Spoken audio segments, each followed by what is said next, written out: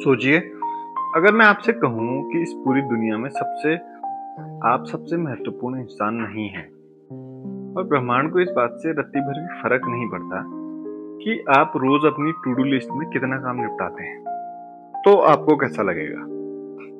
बुरा या फिर एक बहुत बड़ा सुकून? वेलकम बैक दोस्तों। ऑलिवर बर्कमैन की किताब 4000 वीक्स के पार्ट 1 में हमने देखा था कि हम एफिशिएंसी के जाल में कैसे फंसे हुए हैं। आज इस पार्ट 2 यानी फाइनल वीडियो में हम बात करेंगे उन क्रांतिकारी समाधानों और माइंडसेट शिफ्ट्स की जो हमारी जिंदगी जीने का नजरिया हमेशा के लिए बदल देंगे। चलिए शुरुआत करते हैं चैप्टर नंबर 8 से।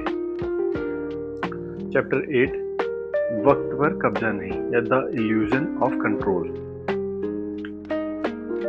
हम सब इंसानों का एक सबसे बड़ा वहम पता है क्या है? हम सोचते हैं कि हमारे पास वक्त है। हम समय को एक प्रॉपर्टी या रिसोर्सेज की तरह देखते हैं जिसे हम मैनेज कर सकते हैं, कंट्रोल कर सकते हैं या फिर बैंक में पैसों की तरह जमा कर सकते हैं। लेकिन सच तो यह है कि आप समय को कंट्रोल नहीं कर सकते क्योंकि आप खुद समय का एक हिस्सा है। ऑथर कहते हैं you don't have time, you are time. भविष्य की प्लानिंग करना बिल्कुल गलत नहीं है, लेकिन इस वहम में मत जिए कि कल सब कुछ आपके कंट्रोल में होगा। जो है बस यही एक पल है। जब आप कंट्रोल करने की जिद छोड़ देते हैं तो असली लाइफ शुरू होती है। चैप्टर 9, कुछ ना करने की आजादी। क्या आपको कभी आराम करते वक्त गिल्ट महसूस हुआ है? जब आप संडे को बस लेटे हुए होते हैं तो अंदर से एक आवाज आती है, उठो कुछ प्रोडक्टिव करो, वक्त बर्बाद हो रहा है। ऑर्थर इसे आज के दौर की सबसे बड़ी मानसिक बीमारी कहते हैं।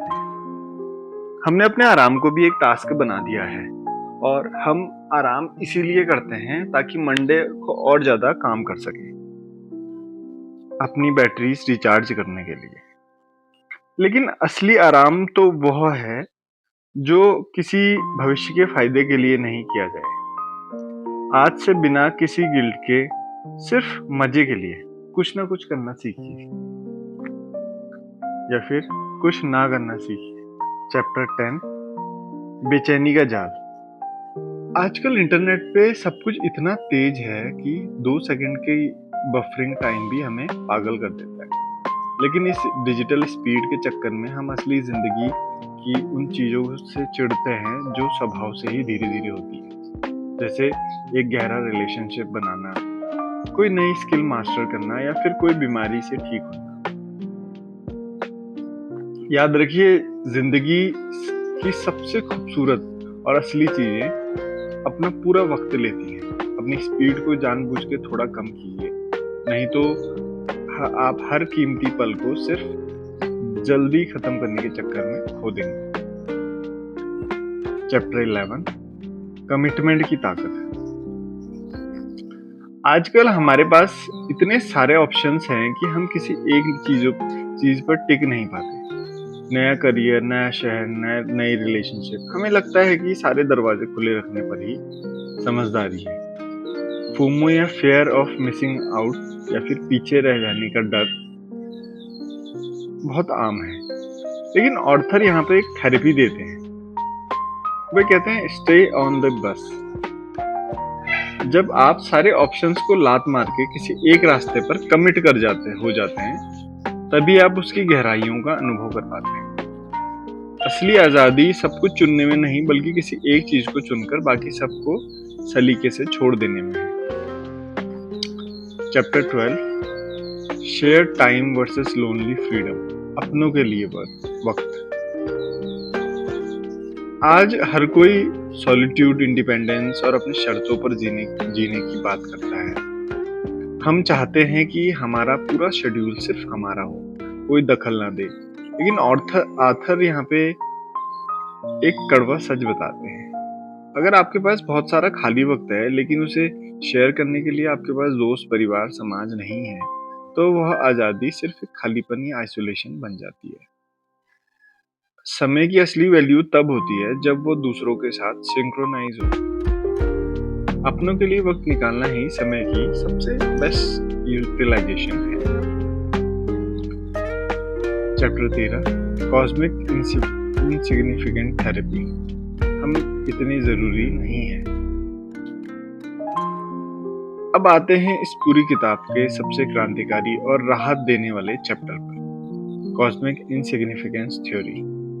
हम अक्सर इस एंजाइटी में जी रहे हैं कि अगर मेरा करियर नहीं बना तो, अगर मैं फेल हो गया तो दुनिया क्या सोचेगी, अगर ये हो गया तो, अगर वो हो गया तो। ऑथर कहते हैं कि जरा जूम आउट करके ब्रह्मांड के स्केल पर देखिए। इतिहास और अंतरिक्ष की टाइमलाइन में अपनी जिंदगी और मेरी जिंदगी एक सेकंड के अरबों हिस्से के बराबर भी नहीं है। अब आप ये मान लेते हैं कि आप इतने इम्पोर्टेंट नहीं है कि पूरी दुनिया का बोझ आपके ही कंधों पर है, तो आपके सर से परफेक्ट होने का भूत उतर जाता है और फेल होने का डर भी खत्म हो जाता है। आप खुलकर सांस ले पाते हैं। चैप्टर 14 द ह्यूमन डिजीज या अधूरेपन को स्वीकार करो। अपने आखिरी चैप्टर में ऑथर कहते हैं कि यह उम्मीद करना छोड़ दीजिए कि कभी कोई ऐसा दिन आएगा जब आपकी जिंदगी पूरी तरह से सॉर्टेड, परफेक्ट, स्ट्रीम फ्री हो जाएगी। चिंता, अधूरी इच्छाएं और कमियां, ये सब कोई रुकावटें नहीं है, बल्कि यही इंसानी जीवन का असली रूप है। इसे ऑथर द ह्यूमन डिजीज भी कहते हैं। इस अधूरेपन से भागिए मत, इसे एक्सेप्ट कीजिए। हमारे 4000 हफ्तों की यह छोटी सी यात्रा इसीलिए इतनी खूबसूरत है क्योंकि यह लिमिटेड है, यह अधूरी है और यह बेहद अनमोल है। तो दोस्तों, ये था ओलिवर बर्कमैन की किताब 4000 वीक्स का पूरा सार। सब कुछ करने की जिद और हसल कल्चर को आज ही से छोड़िए और जो पल आपके सामने है उसे पूरी शिद्दत से जीना शुरू कीजिए। आपको इन सभी चैप्टर्स में से कौन सी बात ने सबसे ज्यादा प्रभावित किया? नीचे कमेंट्स पे इस बात को जरूर शेयर करें। अगर इस वीडियो ने आपकी सोच को थोड़ा भी बदलाव किया हो तो चैनल को सब्सक्राइब करना मत भूलना। मिलते हैं अगले वीडियो में, तब तक के लिए अपनी लाइफ के हर हफ्ते को खुलकर जिए।